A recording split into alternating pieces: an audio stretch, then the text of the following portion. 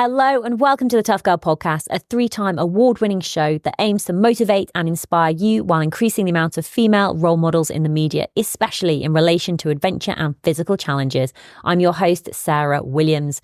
If you're passionate about adventure, challenge and learning from women who have overcome obstacles and achieved remarkable things, then this is the podcast for you. Every Tuesday at 7 a.m, new episodes go live featuring incredible women who share their stories, insights and tips to help you achieve your dreams and goals. You can support the Tough Girl mission by signing up as a patron. Visit Patreon, patreon.com/Tough Girl Podcast. Keep listening until the very end as I share more information about what's going on with me with Tough Girl Challenges, give shout outs and recommend other Tough Girl Podcast episodes. More information can be found at toughgirlchallenges.com.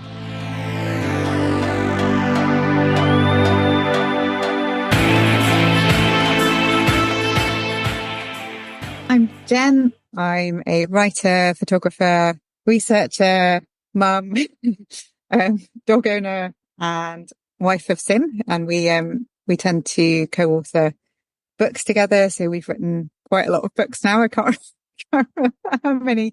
But we started off with Wild Running 10 years ago now, which was our first book. And since then we've written guidebooks on family adventures, walking, extreme outdoor adventures, less extreme outdoor adventures and camping and all sorts of things. And then this year we've had 3 books out so far, which was kind of a culmination of kind of delays due to COVID and lots of projects coming together. And so, this spring we've had 3 books out, which have been Smart Running, The Camping Bible and Great British Walkies, which is the dog walking book. And I'm based near Bath. We first spoke actually July 23rd in 2019, which, almost like 5 years ago now. And it's just, there has been so many changes. And it's just incredible what you've done in the time since. I was looking on your website and before we were chatting, it's just like, oh my goodness, like there's so many books, there's so many marathons, there's so many things that you are doing. So I literally cannot wait to delve into it all. But that first episode came out on July 23rd, 2019. And we talked a little bit more about, you growing up, moving from London to the countryside, how you use running to get like me time, getting into ultra marathons, your first marathon, which still makes me giggle, a Snowdonia marathon. And we talked more about, meeting your husband, Sim, actually you giving everything up and living in a field with a 3-year-old and a 6-month-old, camping in the UK throughout winter, incredibly different type of life that you were living sort of back then. I mean, you were still writing the books and just sort of living this really sort of alternative lifestyle. But I always want to take you back to that time and, what's been going on since? So, 2019, 2020, where were you at that point? Were you still living in a field? Were you still camping? Had you gone back to a house or a caravan? Take us back to that time. Yeah. So the wild year, which was it was supposed to be a year in a tent and it turned into about 18 months in the end.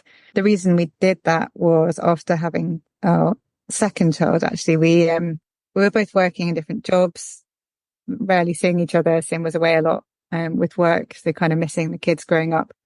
And we just decided, we were renting this house and it was a little house, but just spending all our money on rent, as so many people are. So we decided that if we'd done a lot of camping, we had a really nice bell tent. So we thought we'd give living in that a go and that all worked pretty well most of the time. But it did give us the kind of freedom from that monthly treadmill of rent and bills. And it gave us the time together. We'd basically written a book. We'd written Wild Running in our spare time in between like childcare and work. And it gave us the time and space to make a real go of making that writing process our job and our full-time kind of career. And yeah, that is what happened. So we wrote our second book, which was Amazing Family Adventures with the National Trust, off the back of the Wild Year. So we were going into meetings while living in a tent, while I was still breastfeeding my youngest, into meetings in London with the National Trust, which was quite amusing. And then, after that, we've kind of just made a living from pitching books, pitching articles, traveling, taking photos. And it's just this kind of amazing thing that has really expanded. And, it started off with this one book in running, and now we've got books in lots of different areas, and it's really exciting, and it's brilliant to be able to work together. We're our own boss. So, I tend to get up really early in the morning to work, and that suits me really well. And we fit that around the kids and around running. So we've been back in a proper house since 2016, and we're still in the same house, and I still appreciate having things like a bath and running water and walls that don't fall down when the wind picks up. So, still appreciate that. It's funny what you, what you still appreciate even after all this time. So back in a house, and the kids are older now. So my son is 10, my daughter's nearly a teenager, nearly 13. So that's all very different, but very cool. And they can come on bigger adventures with us, which is nice. So we've spent a bit of time in the Alps over the last couple of years, and currently researching for an alpine adventure book, which is pretty exciting. And doing a lot more ultra running. So before I had kids, I did a little bit of ultra running, but then since the kids have got older and it's just easier to get out, I've been kind of training for a 100-miler, which was always something I wanted to have a go at, but I've never had the time or the money or the, craziness to actually give it a go. So over the past year and a half, I've been documenting training for and attempting to finish my first 100-mile race, and talking to lots of amazing ultra running women. And that's a book that's out later this year. So in September. So and Sims run 100-miler as well. So, it's kind of exploded from when I last spoke to you in a really good way. It's hard work. Writers don't earn loads of money, but it's fun and it's different and it's exciting every day. So. Because you've completed over 50 marathons and ultras, you've had 2 podium finishes at ultras in 2023 and a finish at the 2024 Arc of Attrition 100-miler, which is incredible. And I'd love to just delve a little bit more into that running. And also there's a couple of segues here, because you've been trained as a mindful sport performance enhancement teacher, MSPE teacher, which sounds amazing. But you're also doing your PhD research as well, exploring psychology and philosophy that underpins running performance. So I suppose, what came first in the running? Was it your own personal training in ultras, and then did you do the mindful sport performance enhancement teacher training, or how does all of like the academics link in with the running? Yeah, so I've always run. It's always been something I've kind of fallen back on or pursued at different levels. And I first trained as a biomechanics specialist podiatrist and worked in private practice and in the NHS, and saw a lot of runners. Runners get a lot of foot and ankle problems. So I sort of saw a lot of runners then, and became sort of interested in more of the physiological and biomechanical side of things then. So I went on and did a master's in sport and exercise medicine, again specializing in distance running. And this was all before kids. And I went on to do a PhD in biomechanics initially, but then I got pregnant and ended up just feeling I couldn't juggle new baby and PhD and everything. So I withdrew from the PhD at the time. And that was back in maybe 2012. So since then, obviously I carried on running through 2 pregnancies and all the other things that happened, but still maintained a real passion for the research and inquiry side of running and sport. So when I had the available time, I then decided to try and go back into doing a PhD. And I think maybe through a bit of age and time and becoming a mum and that kind of thing, I kind of wanted to look more of the meaning of running, the meaning of being a runner, the experiences runners go through, those changes that happen from when you start being a runner to maybe when you're, an elite ultra runner, a whole spectrum of things that happens and the changes that happen, not just physically, but in our sense of self, in our ability to cope with things like discomfort and pain and all that endurance side of things, which I find really fascinating. So I was very lucky. I managed to it's a self-funded PhD, but I managed to convince the supervisor to take me on. I'm now about halfway through that.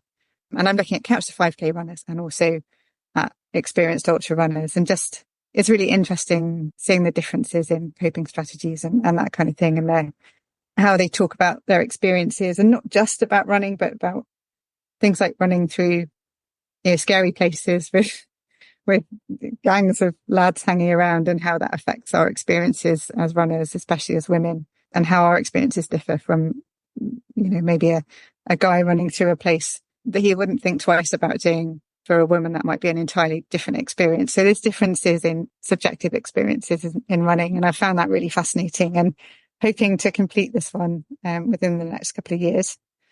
So that's kind of the academic side of things. And then alongside that, my own running kind of necessarily took a bit of a break. I never stopped doing it, but it was definitely shorter, and when I could fit it in when the kids were younger. So yeah, really enjoying the ultras and enjoying that as a bit of self-experimentation as well. One of the things I was finding with especially the longer stuff was just it was a battle with my head and with negative thoughts and with doubts and, lack of confidence. And as soon as things started getting hard, it was very difficult to keep my head from just saying, oh, you're not good enough, or you're bound to fail, and everyone will think you're rubbish at this. And then on a few occasions, I did quit races because of just this horrible negative spiral. And a friend of mine actually suggested doing a mindfulness course. And so I signed up for a mindfulness course, and it was really life-changing. It was just learning to do a very short daily meditation, learning to focus in on my breath, and gradually learning so mindfulness deals with that gap between stimulus and response. So we kind of go around in our lives and we respond to things. We see something as a stimulus, and then we respond to it. But in between that stimulus and response, we have this opportunity to choose how we respond rather than just reacting. And that's kind of the gap that mindfulness works in. And it's a really strange process. You don't, just through daily practice, you don't kind of do anything tangible, but gradually you realize that you're able to choose how you respond to things rather than just reacting. And I found that really helpful in my running, but also in parenting. When the kids were winding me up, instead of just snapping, I was more able to choose how to respond. And actually I thought, wow, this is pretty cool. So I decided to train as a mindfulness teacher as well, which has been really interesting. And I'm bringing that into my PhD as well. And yeah, it's been really useful in the ultras. It hasn't solved all my problems, but it certainly, I think it helps when that negative spiral starts, just to know that I have choices. I don't have to just quit because my head's telling me to. So yeah. Do you know why the negative spiral starts? Like, are there any triggers? One of the triggers I did identify was the dark. So a lot of ultras start early in the morning. So you run through a whole day. And then, to say you start at 6 o'clock in the morning on a summer ultra. So by the time it gets dark at about 10, you've been running for hours and hours and hours and hours, and you're super tired. And then I found especially if I haven't slept well the night before, which commonly happens before a race because you're kind of anxious anyway, the darkness hits and you're really tired and everything just starts getting negative. So I'd find I was just like focusing in on anything that hurts. And often at that point, everything hurts. And then questioning why I was there, and questioning, like, it's amazing what your brain conjures up to convince you to stop at that point. And almost before you know it, especially if you're really tired and sleep deprived, what I found on one occasion was I was so tired, I just quit without even realizing. And then I was in the car on the way back to where we were staying, and I suddenly came to and realized what I'd done. And it was almost like, I don't know, it was almost just because I was so tired and so sleep deprived. And it's almost easier the ultras that start a bit later in the day, because when the night falls and things get a bit weird and scary, and you're not quite so tired then. So yeah, the ones that start early I've found particularly difficult, just because of how tired you are when your body decides that it's, normally you'd just be going ready to go to bed and go to sleep, and actually you've got to push on and run through the dark all night. But yeah, I've got much, much happier at running in the dark. I think that's something, like talking to other women, that's something that bothers a lot of women. The idea of, especially being on your own, running through a whole night is quite daunting. But actually having done it now, it was super empowering and a real privilege to like run through the sunset and run all night and then run through the sunrise again is a pretty amazing experience. So for anyone who's kind of thinking that that's something a bit too scary to do, it really is. It's an amazing experience to have a go at. Do you work with a running coach yourself, or do you set your own training plan? I don't have a coach at the moment. It's something I've thought about, but yeah, coaches are fairly expensive, and I think at the moment it's not something I can justify. But I coach a few athletes myself, which I love doing. It's incredibly rewarding, and yeah, I've done coaching qualifications as well. So, and again, I can bring mindfulness into coaching. That's something I've really wanted to offer to my coaching clients, and that's helpful there as well. But I do a lot of research, so I tend to kind of keep up the latest coaching theory and try and keep myself as well informed as I can, both for my own coaching clients and for my own running. So, do you want to take us back to when you first started thinking about taking your ultra running to that level, and how that journey's progressed, and what some of the challenges have been, and what some of the highlights have been on that journey? It's an experience that's common to lots of mums, I think, and probably dads as well. But coming out of the other side of mothering young children is it's like coming out of this dense forest, and you like hit by this bright light of possibility and what there is to be done now. And before I had kids, I used to do hard stuff. I used to do ultras and adventure races and mountain marathons and rock climbing and all that kind of stuff. And I think emerging from that stage of mothering young kids, I was aware that I'd changed a lot, and in many ways for the better. But I was also wondering whether that kind of adventurous, fearless, like pushing on through the pain side of me was still there. And I was really intrigued to discover that and see whether I was capable of doing the kind of stuff I did before. And I've always loved 100-milers, the big 100-milers like UTMB and Western States and hard rock. And it's always loved watching them, and kind of it's a long way, but it's not so far. With something like the Spine, you can get a bit lost in the middle. It goes on for so long, whereas 100-miler is quite often done within, I think Courtney's Western States record was about 15 hours, wasn't it? 15 and a half hours. So it's not that long a time. So it's both this epic endurance event, but also in a kind of fairly achievable amount of time. And just the idea of covering 100 miles on foot was just really appealing as well. And I hadn't ever done 100 miles before. So I thought, well, why not try and do something now that's harder than anything I've done before? And that's proving to myself that not only am I a mum now and all the things involved in that, and a 45-year-old woman and things, but I'm also still capable of doing really, really hard stuff.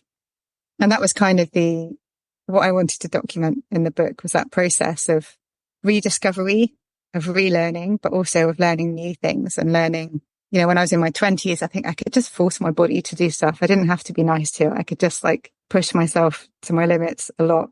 Whereas now I have to be nice. I have to ask my body nicely to do things, and I have to look after it and do strength and mobility work every day. And if I do those things, it will do what I ask. But yeah, I have to be much kinder to it nowadays. So that was the reason I wanted to run 100 miles. And the book is, when I started out, I had no idea how difficult the whole process would be, mainly due to colds and viruses picked up by my kids and passed on, which is something common to a lot of people, especially at the moment, I think. But yeah, it was a fascinating journey, and retrospectively enjoyed every minute of it. What's the title of the book that's coming out in September? The book is called The Path We Run, and it's a personal history of women's ultra running. What's really sort of stands out for you when you were doing this research that you think, oh, that's quite interesting, or I don't think many people will have heard of this? During research for the book, I interviewed so many women. So I interviewed Courtney Dauwalter and Lucy Bartholomew and Beth Pascal and Jasmine Paris, huge names in women's ultra running at the moment. And I think one of the main things that struck me was the incredible community in the sport. Everyone loves it. Everyone's so passionate about it. And I guess you have to put yourself through that. But everyone was so happy to talk. And, I've got this archive of interviews with tens of probably 40 different women in ultra running of all ages and experience levels and ethnicities. And it's just been amazing. It's been a real kind of deep dive into the sport and what drives people to do it. And I think one of the things that's really struck me is how much, with Jasmine Paris's recent Barkley finish, how much people do take notice. It was on all the national news and everything, like when she won the spine whilst breastfeeding back in 2019.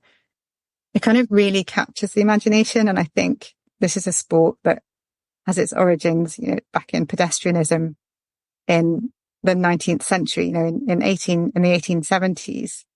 Women's 100-mile races were super popular, super, like, loads of people would go along and watch them. And that's something that completely disappeared right up until the 1970s and 1980s when there was a resurgence. And I think that's something people don't realize. So it's got this amazing history. And I think there's a lot about us as women that lends itself well to these kind of endurance challenges as well. So all those things are kind of, a lot of this I had no idea about before I started. And yeah, I hope the book kind of brings all these things together and paints a more kind of whole picture so people can understand all these different facets of this really unique and multifactorial sport. Yeah, that is right, because I actually thought that ultra running was quite a new sport. Like I know, like there's certain races like the Spartathlon, etc., which have been around, and it hasn't even crossed my mind if women were even allowed to run in that race at some point, or the fact that women were running these distances. Because I'm just trying to think back to like the marathon, and when was that? When a woman first ran a marathon? So I didn't even think that like other races of longer distance sort of existed, like pre the 80s. Yeah, there was a huge gap. Certainly women's distance running and long distance walking and even mountaineering was really prevalent in the late 1800s, and then just disappeared, through the early 20th century. So in I think it was 1928 Olympics, there was the first women's running event, which was an 800-meter race. I think all the women finished, but the press response globally was outrage and shock that these women were like sweating and gurning right around this track and being incredibly unladylike. And it was decided after that it wasn't safe for women to run. And one of the reasons cited was medical evidence around our menstrual cycles, and it wasn't good for us to push ourselves whilst menstruating, or, it might damage our reproductive abilities. So then running was banned from the Olympics for many, many years. And we weren't allowed to run marathons in the Olympics until 1983. So the first women's Olympic marathon wasn't until 1983, which is pretty shocking. That's in my lifetime. We have got a lot of catching up to do. And certainly in the 80s was when ultra running re-emerged as well. So some of the big names in ultra running, like Anne Trayson, who won, she won the US international 24-hour race outright, beating lots of very good male ultra runners back then. And that was the kind of the 70s and 80s were the time of resurgence, really. But yeah, it was 100 years since women had been ultra running since before that. Anna's actually been on the Tough Girl podcast. She came amazing. She came on back in like 2016 or so. Yeah, I'll have to listen to that. I don't know why I haven't. But to be fair, there are over 700 episodes, so there's I've listened to a lot. Yeah.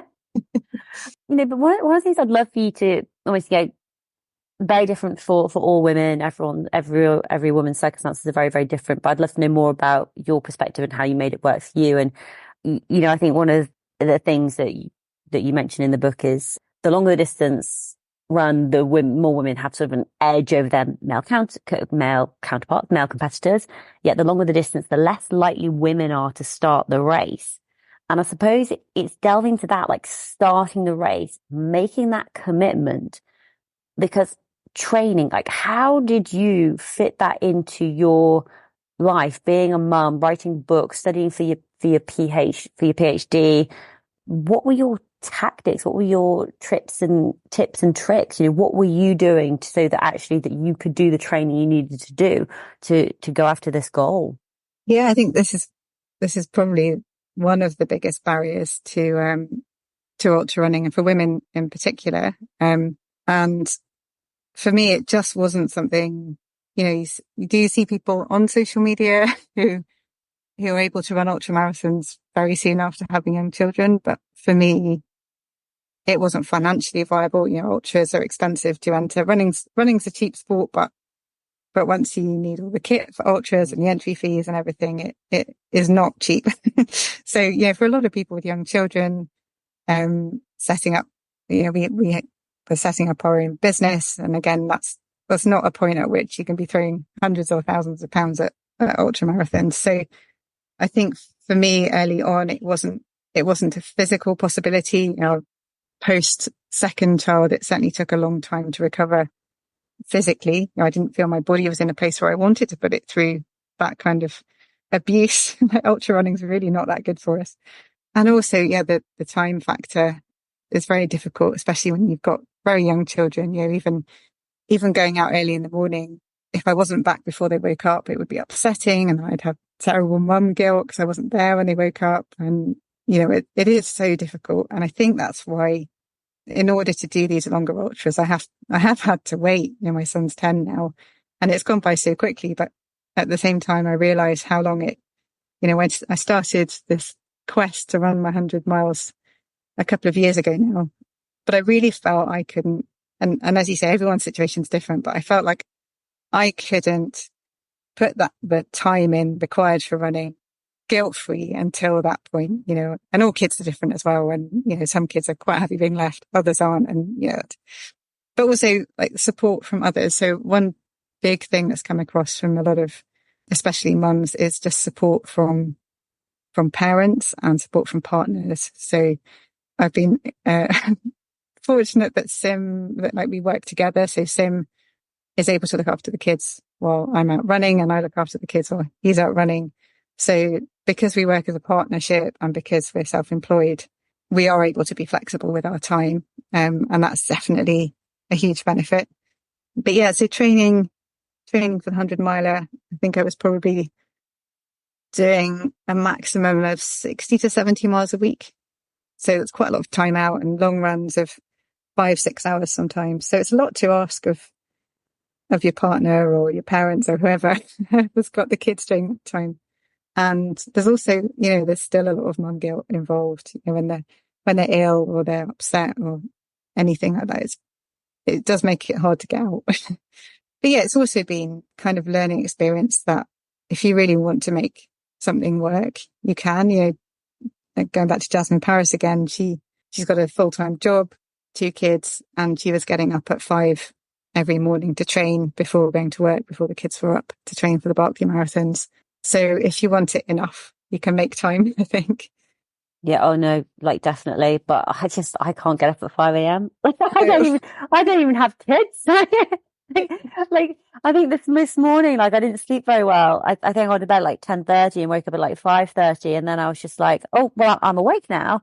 So I did a couple of hours of editing, and then at 7:30, and my eyes were rolling back in my head, so I had to go back to sleep for another 2 hours because it's just I have actually just been diagnosed being anemic, so I am actually like there is another reason why I'm so tired like all the time. Yeah, that's another, actually, like the anemia thing. I was also diagnosed as having low ferritin levels after the Arc, and did a bit of because I went into the research, and like 50% of female endurance athletes, and that includes people who walk crazy distances like you do, 50% have low ferritin levels. So again, that's a huge thing that I didn't know anything about until I was diagnosed. So yeah, that's another thing that I learned through this process. Did they put you on iron tablets? They did, and it's made a huge difference. And that's something I really, really make sure I look after now. My iron intake and taking iron tablets regularly, but also for my daughter, it's something that I need to make sure she gets enough iron. And there's definitely a lack of knowledge around that, especially in endurance athletes, and especially in menstruating endurance athletes. It's the combination of menstruating and then the muscle damage and blood loss through that I think that combination is pretty powerful. So yeah, that's really interesting that you've had that recently as well. I think it was maybe like during like a previous interview I'd done many years ago that I didn't realize that the pounding of your feet can break down red blood cells. So there could be, so like that's one aspect. The other thing could be like whether or not you're actually absorbing the iron. By the way, obviously, me and Jen, we are not doctors. This is not medical advice in any shape or form. But I heard about that and I was just like, gobsmacked about it. And I started even like a couple of months ago thinking, I'm feeling very tired. I should not be feeling this tired from the amount of exercise that I'm doing. I am super, super, super fit. And I was literally like, no, there's something wrong. So it was actually really useful to go and get this, go and get a blood test done. And actually the doctor was like, like, like 2 hours later, it's like, yeah, go collect your prescription. You definitely need some iron in your life. But Yeah. you have actually done, a lot of research as well. So another book that you released was called Smart Running, The Ultimate Guide to Becoming a Fitter, Stronger, More Confident Runner, which came out on the 18th of April this year. Tell us more about this book, because I think this is what have you ever wondered about the secret to becoming a better runner? Like, what do you do when you've plateaued and you don't know why, or if you're constantly getting injured? I mean, that must have just been a fascinating book to research. Yeah, it really was. And I think I co-authored this one with Sim, and I think it was a bit of a dream book to write. And then, so when we got it commissioned by Vertebrate, we were super excited about it. And then there was this, oh my goodness, we've got to write it now. everything to do with running. And it was suddenly a bit overwhelming. But yes, it took a few years to write, because we wanted to, so I've obviously got the kind of science side of things, and Sim's a massive gear geek and loves maps and navigation and kit and all that side of things. And we really wanted to bring those two things together to make a book that wasn't just about the physiology of running or the nutrition or psychology, but also had like all the practical stuff in as well. And that was really exciting. So it took quite a long time just to plan it all out, decide what we were going to include and what we couldn't include, because obviously you can't actually put everything. Then it was just, it took a lot of researching and a lot of writing. Now it's done. We're pretty happy with it, I think. And we've had some really lovely feedback from people, including like John Kelly, who's a total ultra running legend, and Damien Hall and stuff. So it seems to have been well received, which is a relief, because it's got quite a lot in it. But it does cover everything from sort of starting off with our bodies and systems, and how we, that progressive overload principle of getting fitter and stronger in running, and how our bodies metabolize food and how we use energy, right through to nutrition for events of all distances, from like 5K up to ultra, nutrition just for everyday training. It's so important to get that right. We've got sections on psychology and mental skills for runners, and then kits and looking after kit, how to lace your shoes, how to look after your feet, and then finishing with how to create your own training program. So we realize there are so many generic training programs that you can get in books or on the internet, but for a lot of people, they don't fit with their lives. And I think we wanted to kind of have this approach where you have all the ingredients. It's like a recipe. So you've got all the ingredients, and you need those in varying amounts to create this kind of perfect blend. So you want a little bit of intense running, a little bit of long running, quite a lot of fairly easy running, that like 20-80 principle. And then how to arrange that over your week so that the stresses are at the right places and the recoveries at the right places. And then bringing things in like cross training and strength and conditioning work. So it's kind of a how to build your own training program that suits you and no one else, which we felt was a bit of a unique bit of it, but was really quite tricky to work out. The other book, which actually you sent me a copy of, thank you very much, I appreciate it. It was The Camping Bible, The Complete Guide to Life Under Canvas. And just share a little bit more about that book, some of your top tips for camping. Yeah, I think this is sort of the camping equivalent of the Smart Running book. I guess it started off with, Sim and I met working in outdoor shops. So we've got a long history of working with lots of different camping kit. And then obviously our year and a half in a tent, we learned quite a lot of stuff through that. And we've been gear testers for a long time as well. So we've had the opportunity to test and review quite a lot of gear and be involved in product development and things over the years. So it felt like when we were approached by Bloomsbury to write it, and it felt like just the kind of book we wanted to put together, and that we had the kind of skills and experience to do. So it was really fun to write, and it covers everything again, from choosing the perfect tent for you and whoever you're camping with, how to pitch wherever you're pitching. So whether that's like on snow or ice or on sand or in a gale, and how to pitch safely and camp safely, avoiding trees and cows and stuff like that. Like around sleeping systems, obviously getting a good night's sleep is really important when you're camping and you want to go and spend all day doing adventures and have a good night's sleep. Camping with dogs and kids and trying to bring that in as well. And then cooking while you're camping, which is something we love doing. We love cooking outside. And that was one of my favorite bits actually, was getting things like a Dutch oven and a trangia and all the different, there's a reflector oven, which is quite cool, which you set up next to an open fire, and it cooks by reflecting the heat from the open fire onto whatever's inside it. And storm kettles and all these different methods of cooking outside. So that was really fun. And we all enjoyed that. And especially the kids enjoyed eating chocolate chip cookies made in the reflector oven, which was quite fun. But yeah, and then we've got a section on different kinds of adventures where you go camping. So like bike packing, fast packing, kayak camping, all those different means of having adventures and taking a camping kit along with you. So again, kind of a really wide, all-encompassing look at the world of camping, and a little bit of a rebellion against camper vans and van life as well. It's an incredible book. It's a big book as well, like 280 odd pages. There's colour photographs everywhere. It's just got a really positive and happy vibe to it. And I think the thing that really comes across is that you are out there doing this. This is, you are experiencing this. You are testing it all out, which is amazing. I always want to bring you back, full circle to initially, when you talked about, one of your first books that you wrote, was it The Wild Year? Yeah, that was the book about the year in the tent. Yeah, the year in the tent. And, the reasons behind that, spending time together as a family and, other, and the fact that all your money was going on rent. Now, for me, looking from 5 years since we last spoke, it's like, wow, you've just been, you and Sim have both just been absolutely crushing it with the books, the projects, the coaching, both your personal achievement when it comes to running and ultra marathons and, going after your qualifications in running and your PhD. Do you feel as though you still have control of your life, if that makes sense, in terms of that you are choosing what you're doing and that you're living the life that you dreamed about sort of those 10 years ago?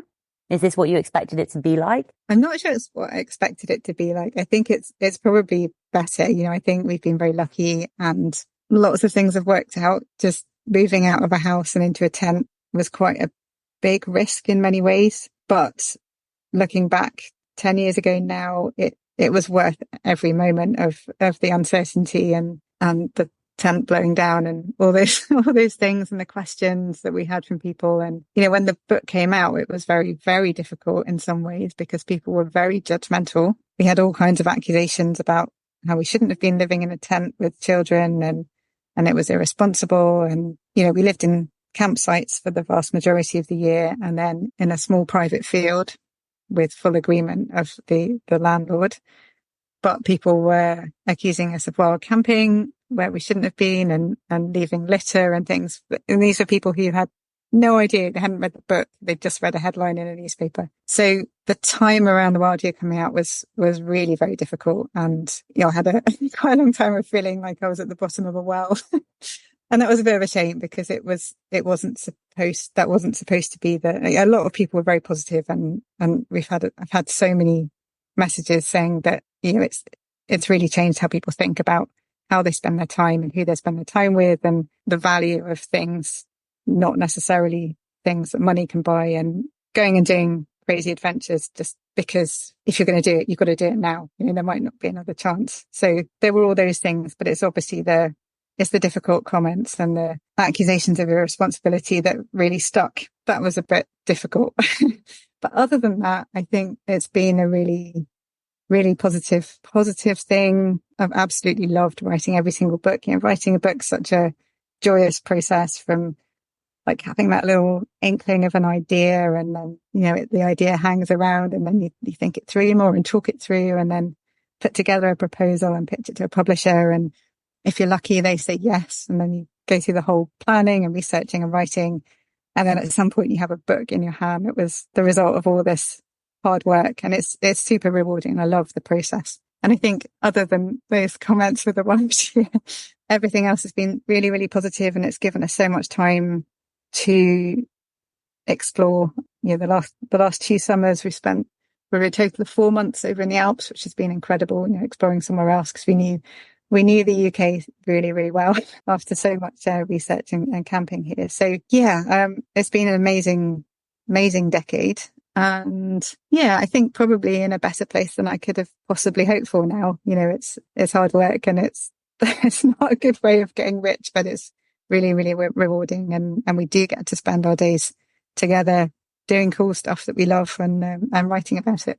Do you and Sim, do you sit down on, I mean, I know you're talking all the time, but either at the beginning of the year or every 6 months and have a plan in terms of who's going to be training for what ultra, what books you're going to be writing on, what goals that you're going to be working towards, how do you work that together as part of as part of your relationship? I wouldn't say we have a long-term plan as such. I think we've almost always got a book project on the go. So it's always about seeing that project through. And then alongside our book projects, we write we do the regular gear testing and reviewing for the Ramblers quarterly magazine. So that's a really nice thing to do. We write routes for magazines and newspapers, and also various articles. So there's quite a lot of pitching. So there's a lot of, one of us will have an idea, and then we'll talk about it, and then talk about the best place to pitch it to. So with freelance writing, nobody really, well, occasionally now, but certainly in the early years, no one came to us and asked us to write anything. So it's all about having ideas, putting together a good proposal and pitching it to people. So you don't get any work unless you go out there and find it, which is exciting, but it's also vaguely terrifying, because, if you don't keep that momentum up and keep asking, or if people stop saying, yes, that's that, then really. So yeah, I don't know about a long-term plan, but we regularly kind of sit down and talk about what's happening, where things are at. We've got a big whiteboard that we write everything on, which is really helpful with all the dates and deadlines and things. So we don't forget anything, hopefully. So yeah, I'd say it's kind of a continual evolving process rather than a kind of fixed plan. And then sometimes someone will come along and say, will you write this book? And then we have to kind of move things around and fit that in if it's a book we want to write, because that's a pretty rare thing, and quite exciting when someone actually decides you're the right person to write a book. And that certainly happens a lot more now than it did in the start. So that's part of the joy of having been in it for a bit longer and getting established, and people know who you are and think that, it's nice to think that they've decided you're the right person to write something. So yeah. I totally get it. Like, 'cause I've definitely had instances, where I've gone in ready to do my pitch, to chat my chat. And then they're like, oh no, we listen to the podcast. We know all about you. And it's like, oh, okay, that's amazing. Or people start, reaching out to you, but it can also be quite stressful when you don't have anything in the books. And it's just, definitely. And you're just like, right, where's the next paycheck coming from? How am I going to? I mean, I'm also very fortunate, as in I don't have kids and a partner, and I live with my parents. So I've always got a roof over my head. I've got food on the table. So I definitely do not have those stresses, but I still have stresses, if you know what I mean. And you still have bills to pay. And it's quite difficult managing that. But then I think almost like you end up getting used to it, because I've been doing this for like 10 years now. And are you pretty much the same? Are you? Yeah, 2015. Yeah. I was going to start delving deeper there. I thought, do I want to take this conversation? I was like, are you 40 or 42? 45 now. You're 45. Yeah. Yeah. So I'm 42, and I keep thinking, gosh, in like 18 years, I'm going to be 60. So say, for 15 years, you're going to be 60. And then your kids are going to be what, 25? No. Yeah. 25 and late 20s. Yeah, very scary. And like the thing that I keep coming back to is like, oh my God, like obviously you always hope that you've got like your health and your fitness, but it's like, oh, what do I do when I am actually older? And anyway, I don't know. I'm not even sure I want to go down this route. Sometimes I just don't want to talk about it. You know what I mean? Yeah, it's certainly something that, like, for a lot of influencers, and it's a thing, isn't it? It's a time limited thing. And also, if your living is is made doing like hard adventures like we do, you know, again, are we still going to be able to do that when we're 60? And is anyone going to go want to just like pay to see us do that? So it's definitely, there's a big, massive unknown, isn't it? Like the future.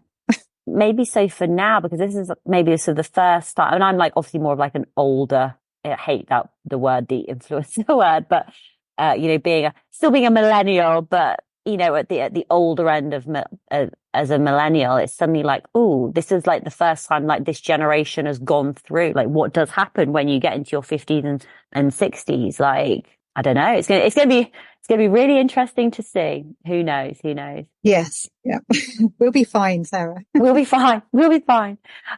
Jen, where are you most active on social media? Where can people find out more about your books, your project, your coaching? Where should they go? We're mostly on Instagram, so that's at Jen and Sim. Same on X, but we're rarely on there. And our website is jenandsimbenson.co.uk, and that's got all our books and information about coaching as well.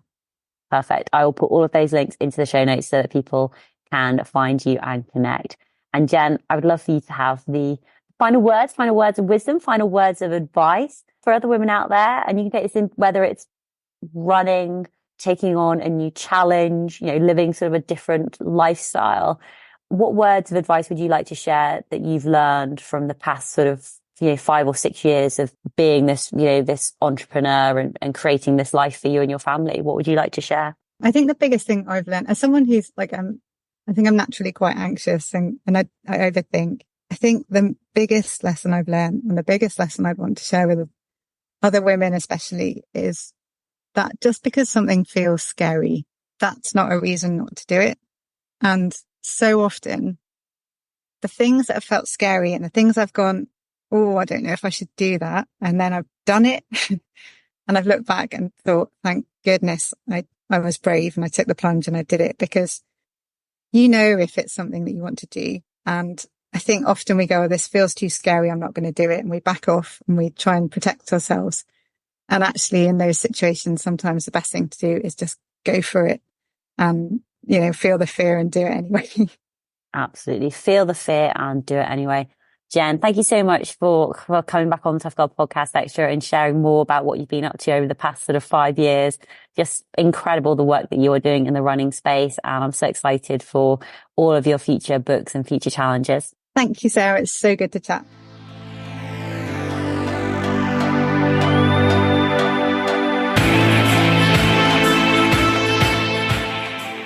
Hey Tribe, I really hope you enjoyed that catch-up episode with Jen Benson. It's been so long since we first spoke to Jen, so it was amazing to get her back on the podcast.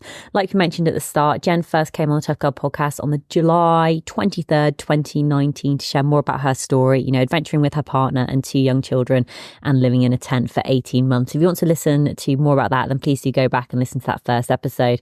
All of the Tough Girl podcast extra episodes, these are the bonus episodes. These are my solo reflections episodes. These are when we catch up with previous guests on the Tough Girl podcast. They do have a dedicated page on the Tough Girl website called Tough Girl Extra. And to be honest, I just went and clicked on it and I was just scrolling through and there's just so many incredible women and it's just wonderful to look back, you know, just some of them.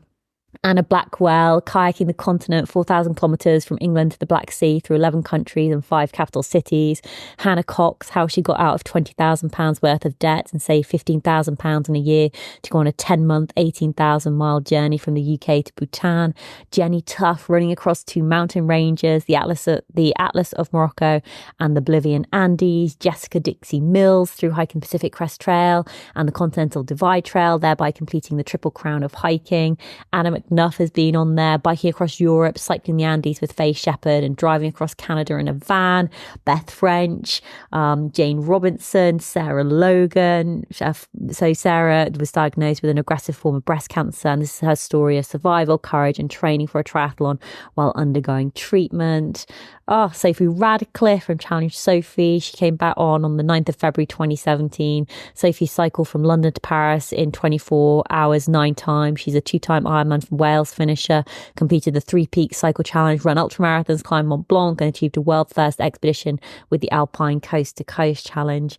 It's just it's just really nice. I suppose it brings back loads of memories for me about all of just the incredible women who've been on the podcast more than one time. And so it's just amazing to sort of follow their journey and follow their progress. So if you're brand new to the podcast, I would encourage you to go and visit the website, toughgirlchallenges.com, and literally just go and have a scroll, have a look through the blog, have a look through the resources section. There are over 700 episodes now. And I know that is a huge amount of content, but if you are inspired by adventure and challenges and pushing yourself, and you want to travel more, and you just want to experience more of life and live your best life, then just listen to these stories, be inspired by these women who are giving you their advice and top tips.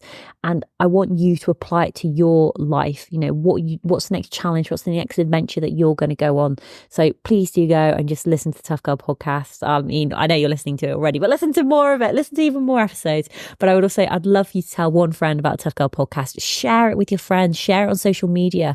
Tag a friend. You know, if you know someone's training for a marathon or an Ironman, or they want to go on a cycle trip, share those episodes with them. Make them aware about this content, which is available for them to listen to. If you'd like to support the work that I'm doing, you can become my patron by visiting Patreon, patreon.com/Tough Girl Podcast. We have new episodes going live every Tuesday at 7 a.m. UK time. All that's left for me to say is, wherever you are, whatever you are doing, give it your all, give it 110%, get after it, go for it, believe in yourself, because I believe in you. Take care, lots of love, and I'll speak to you soon. Bye.